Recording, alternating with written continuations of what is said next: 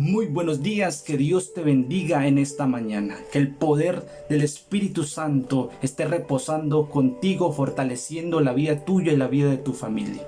Quiero invitarte a nuestro acercamiento devocional en el Evangelio de Marcos, capítulo 14, versículos 43 al 52. Sean todos bienvenidos.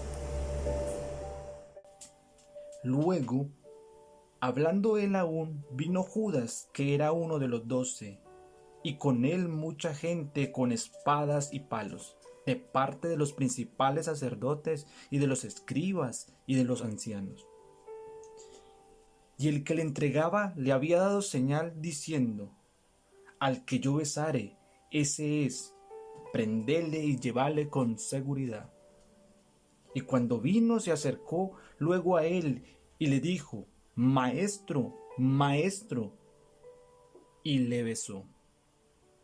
Entonces ellos le echaron mano y le prendieron. Pero uno de los que estaban allí, sacando la espada, hirió al siervo del sumo sacerdote, cortándole la oreja.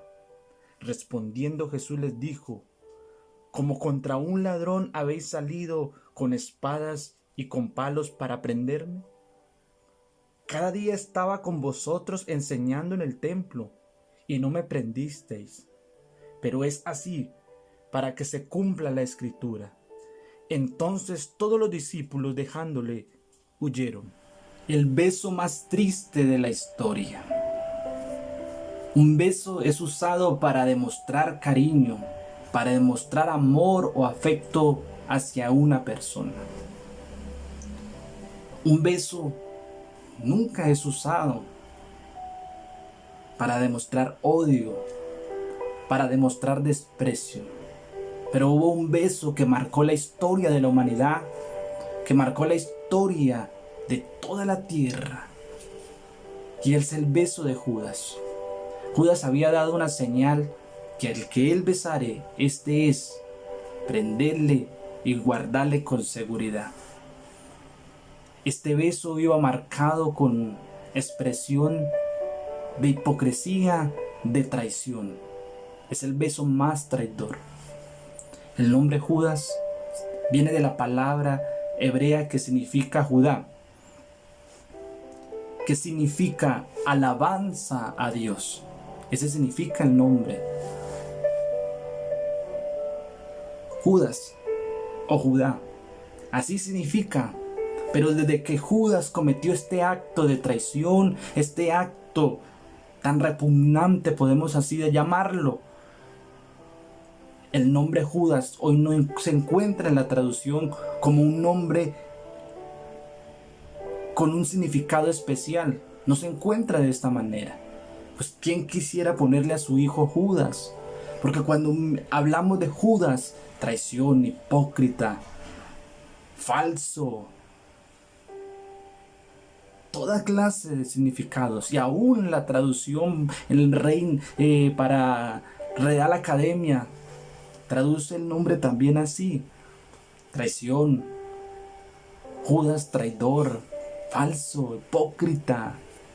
Los hipócritas en el tiempo de Jesús, se usaba la palabra hipócrita para referirse a que los actores, aquellos que actuaban, aquellos que le daban vida a un personaje. Estos eran los actores, por eso se utiliza la palabra hipócrita. Si una hipócrita, y cuando la Biblia utiliza la palabra hipócrita, está hablando de una persona que tiene una doble vida, una doble identidad, una doble cara. Y Judas es uno de los hipócritas más grandes de la Biblia. Más grandes de la Biblia, Judas es uno de los actores. Sirve de actor, no le quedó grande el papel a Judas. Pues Jesús, conociendo quién era Judas, sabiendo de lo que él, la intención que tenía en su corazón, pues Judas se acerca a la mesa, aún Jesús sabiendo lo que él iba a hacer.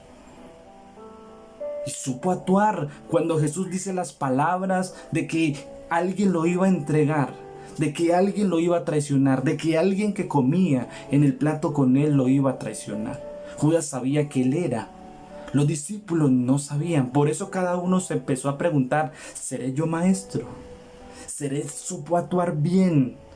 fingía, todo lo fingía muy bien. Y por eso los escritores de los evangelios van a decir, para describir un poco a Judas, van a decir que Judas era ambicioso. Juan lo utiliza, que Judas era un ladrón, que lo que lo llevaron a entregar al maestro fue su ambición y fue su codicia, lo llevaron a entregarle. Por eso digo que este beso iba marcado de traición. Este es el beso más triste que usted puede encontrar en la Biblia. Un beso que va marcando el transitar de Cristo hacia la cruz. En este beso vamos a encontrar, en esta historia de la traición de Jesús, vamos a encontrar tres cosas muy importantes. ¿Quiénes estaban detrás del arresto de Jesús? ¿Quiénes estaban detrás de ellos? Y el escritor de Marcos va a decir la siguiente manera: ¿quiénes estaban detrás de esto? Dice, vino uno de los 12 y con él mucha gente con espadas y palos de parte de los principales sacerdotes y de los escribas y de los ancianos. ¿Quiénes eran estos? Los escribas, los sacerdotes y los ancianos. ¿Quién eran estos personajes? Esta era la cúpula del Sanedrín, de aquellos que gobernaban el templo, de los religiosos, de aquellos que predicaban la palabra en ese entonces, de aquellos que mantenían viva la esperanza de Dios al pueblo. Pero aquí vemos que la esperanza de Dios, aquel dador de la vida, estaba siendo crucificado, estaba siendo muerto. Y esto da a entender la falencia, el fracaso que estaba en la religión y en la espiritualidad de Israel, debido a sus líderes que estaban matando, que iban a matar al Salvador y le iban a dar muerte al dador de la vida. ¿Quiénes estaban? Aquellos que nunca quisieron creer en Jesús, aquellos que a pesar de las señales, a pesar de todo, nunca quisieron creer en Jesús, determinaron darle la espalda.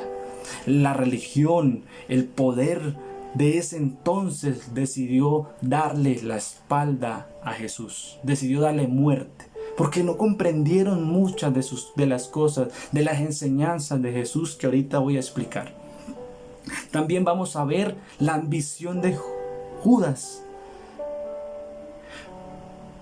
un Salvador sufriente no cabía en la cabeza de los discípulos. Que Jesús haya llamado a sus discípulos y que el final de su ministerio va a terminar Jesús muerto. Eso es un símbolo de fracaso, porque los reyes siempre triunfan. El rey que muere o el rey que es muerto en batalla es un rey que ha fracasado. Y así va a terminar el Mesías, para poder ganar la vida eterna y la salvación y vencer el reino de las tinieblas. Era necesario morir en la cruz. Era necesario dar la vida en esa cruz. Pero aquí vemos que Jesús va a morir, que Jesús está siendo arrestado, que Jesús, por otras palabras, vemos una aparente victoria del reino de las tinieblas, porque aquel que está detrás de todo eso, los escritores, los evangelistas van a decir que ha llegado la hora de las tinieblas, donde las tinieblas aparentemente va a tomar el control, donde Dios ha determinado que se le dé muerte a su hijo para poder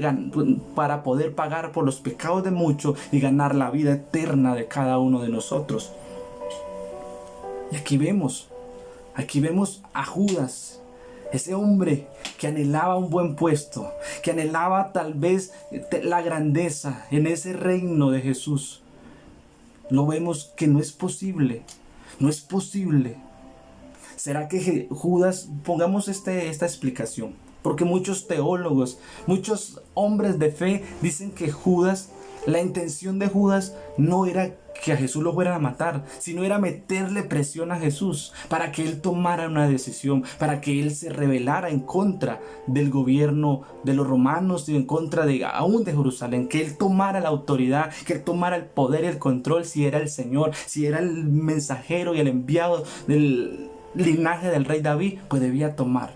No pensaba, por eso más adelante, al ver que tal vez sus planes no vieron como él pensaba, él se dio cuenta que había entregado sangre inocente, al saber de que iba camino a la cruz.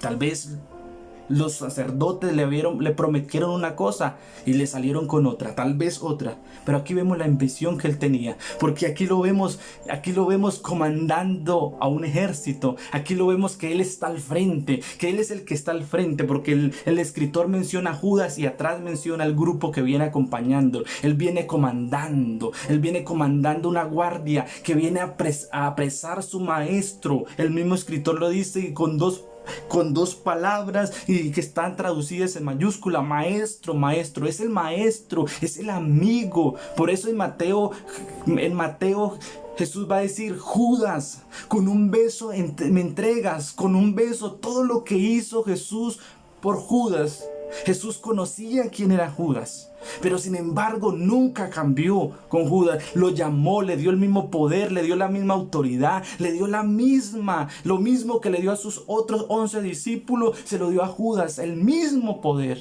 Pero Judas nunca quiso cambiar su ambición, su anhelo de grandeza y de poder. Y aquí lo vemos, él comandando. Por un momentico se sentía grande, por un momento se sentía poderoso. Y también vamos a ver la incomprensión de quién es Jesús. La gente no comprendía quién era Jesús. Fueron a arrestar a un hombre que nunca tuvo un acto de violencia contra la humanidad, porque Jesús hizo énfasis a su título de Isaías: Él es príncipe de paz. Él era un hombre de paz, no un hombre de conflicto y de guerras. Él no venía a traer guerras. Él no venía a tomar el poder con las espadas. Él no era con su espíritu que iba a ganar la batalla. Era con su vida que iba a ganar la batalla. No era a través de las armas, o a través de la guerra, o a través de la violencia que iba a establecer su reino. Pero aquellos hombres pensaban que era a través de la violencia, que Jesús iba a establecer su reino, que aquel hombre, o Herodes, o aquellos ancianos, sacerdotes, o que aún mismo el poder político de Roma se estaba viendo amenazado. No entendieron que el reino de Jesús era un reino espiritual, era un reino que consistía a través de la muerte y la resurrección de Cristo que iba a ser establecido, y que para poder llegar a él se necesitaba el arrepentimiento y se necesitaba de la fe en nuestro Señor Jesucristo. Jesús no estaba hablando de un reino, y por eso ellos vienen aquí con palos, como si él fuera un criminal, como si él fuera el peor de los mercenarios de la tierra, con palos. Y por eso Jesús con palos, como si fuera un criminal, vienen. Nunca comprendieron quién era la persona de Jesús. Aún Judas nunca comprendió quién era Jesús. Aún los sacerdotes nunca comprendieron quién era Jesús. Traicionamos a Jesús. Le damos el beso de Judas a Jesús cuando no comprendemos quién es Él. ¿Quién es Él?